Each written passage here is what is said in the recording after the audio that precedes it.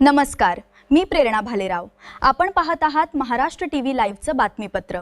पाहुयात आजच्या ठळक घडामोडी। लोहा शहरामधील जायकवाडी वसाहत येथील पंचशील ध्वज व विश्वशांती बौद्ध विहाराची पाटी व तिथं असलेलं कंपाऊंड इथल्या भूमाफियांनी इथले जे काही त्यांचे राजकीय काही कुठले वरदहस्त असतील आणि जे काही त्यांचे हे सगळे प्लॉटिंगची माफिया आहेत या सर्वांनी मिळून मागच्या 21 मेला तिथला पंचशील ध्वज उद्ध्वस्त करण्यात आला।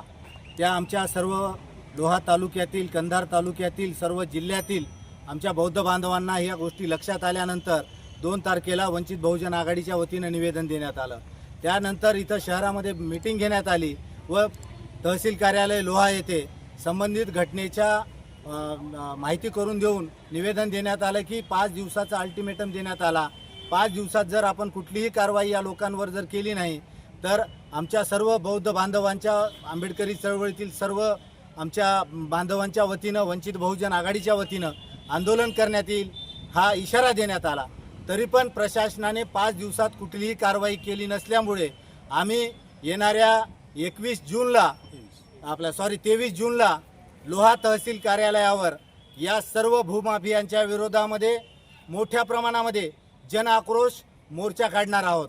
त्या मोर्चामध्ये आमच्या प्रमुख 6 मागण्या आहेत।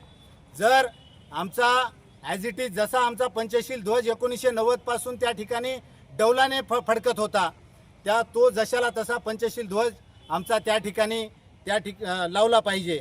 दुसरी मागणी आहे लोहा नगरपालिकेनं ज्या ठिकाणी मुख्याधिकाऱ्याच्या नावानं 47 ची नोंद होती ते घाई गडबडीमध्ये 47 ची नोंद त्या ठिकाणी उडवण्यात आली।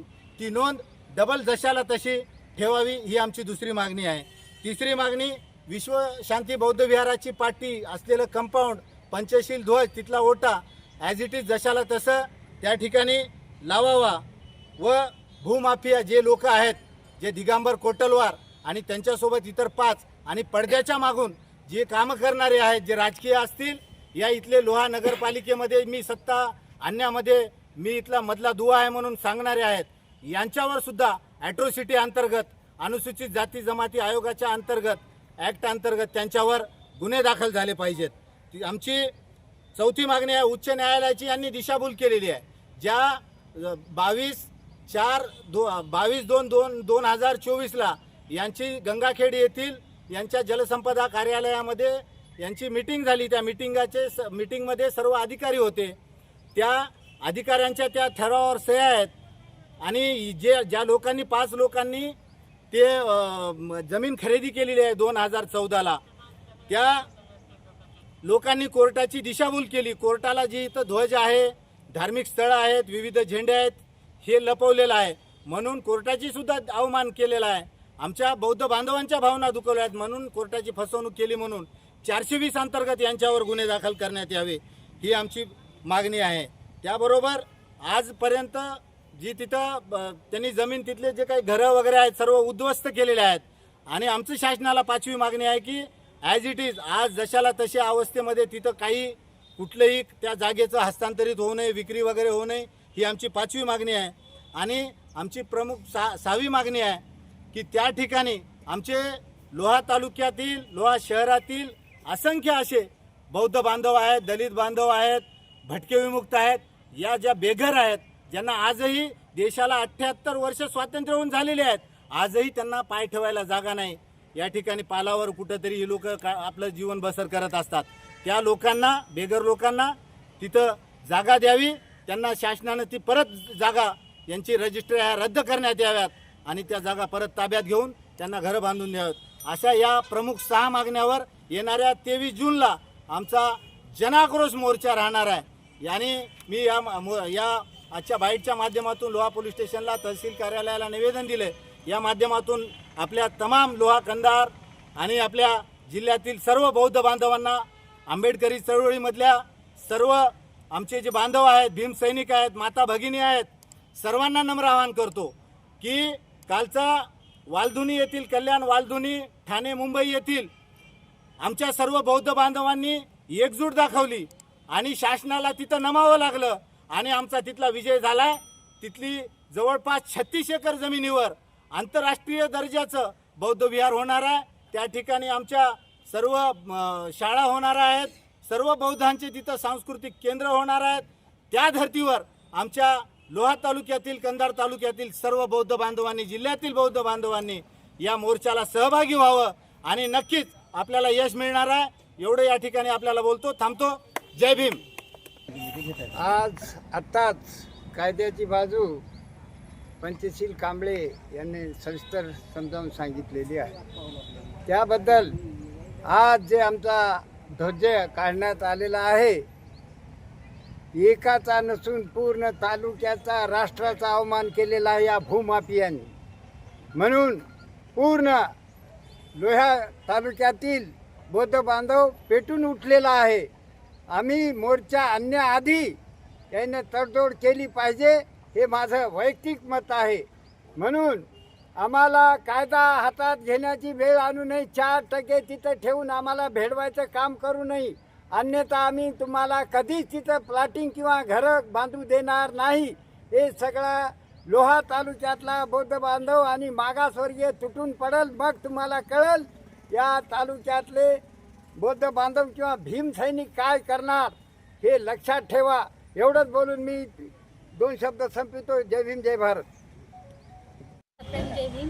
मी या ठिकाणी लोह्यातील जे काही आमच्या पंचशील धम्मध्वजाचा जो अवमान झालेला आहे त्या संदर्भात आम्ही 23 तारखेला जो जन आक्रोश मोर्चा केलेला आहे, त्यासाठी मी सर्वांना आवाहन करते की आपण या जन मोर्चामध्ये सामील व्हावं. सर्वप्रथम तर ही लढाई समाज विरुद्ध व्यक्ती किंवा व्यक्तीविरुद्ध व्यक्ती नाही, तर ही जी लढाई आहे आमची, तर ही समाज विरुद्ध शासन आणि प्रशासन असल्यामुळं आम्हाला ह्या गोष्टीची खूप खंत आहे की आमचं प्रशासन खूप कमजोर झालेलं आहे आणि आम्हाला रस्त्यावर यावं लागलेलं आहे आमच्या सन्मानासाठी. आज या ठिकाणी महाराष्ट्रभर मोर्चे चालू आहेत. प्रत्येक मोर्चाचा विषय हा वेगळा आहे. महत्त्वाचं कारण एकच आहे की महाराष्ट्रातली जी काही शासन आहे, जे काही आपण निवडून दिलेले नेते आहेत, ते व्यवस्थित नाही आहेत, भ्रष्ट नाही आहेत. म्हणून आज आम्हाला प्रत्येक महाराष्ट्रातल्या प्रत्येक जिल्ह्यात, प्रत्येक तालुक्यात, प्रत्येक गावामध्ये प्रत्येक समाजाला ही लढाई लढावी लागत आहे. जरी सगळ्यांचा मुद्दा वेगळा असला तरी महाराष्ट्रभर जन आंदोलन होत आहेत. तर आज या ठिकाणी मी फक्त एवढंच आवाहन करते की मोर्चाला या, सहभागी व्हा आणि जो आपला धम्मध्वज जो काढलेला आहे त्याचा मान आणि सन्मान परत आपण मिळू, एवढंच मला तुम्हाला म्हणायचं. जय भीम. जायकवाडी वसाहतीमध्ये जो प्रकार घडलेला आहे, आमची अस्मिता असलेल्या धम्मध्वजाचा या ठिकाणी अवमान करून तो काढण्यात आलेला आहे. हे कुठंतरी आमच्या अस्मितेला ठेस पोहोचवण्याचं काम इथल्या धनदांडग्या आणि प्लॉट मालकांनी केलेलं आहे. हे कुठंतरी थांबलं पाहिजे आणि आमची अस्मिता आम्हाला परत मिळाली पाहिजे.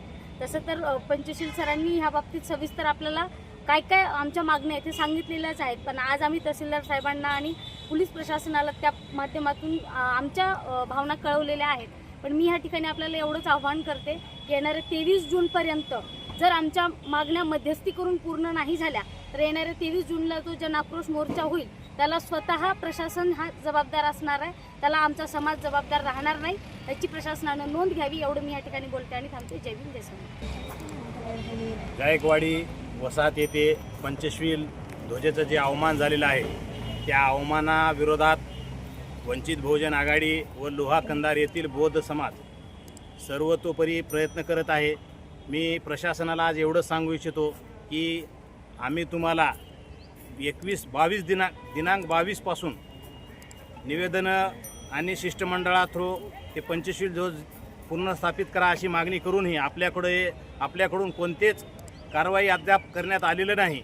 व येणाऱ्या काळामध्ये आम्हाला नाईलाजानं 23 जून रोजी धडक मोर्चा तहसील कार्यालयावर काढण्याचा आम्ही निर्धार केलेला आहे. ते मोर्चा तर निघणारच आहे. मी पोलीस प्रशासनाला सांगू इच्छितो व महसूल प्रशासनाला सांगू इच्छितो, तुम्ही जर 22 तारखेपर्यंत ध्वजाचा विषय पूर्ण न केल्यास 23 रोजी मोठा ध्वज घेऊन त्या जागेवर ध्वज लावूनच आम्ही मोर्चा पूर्ण करू.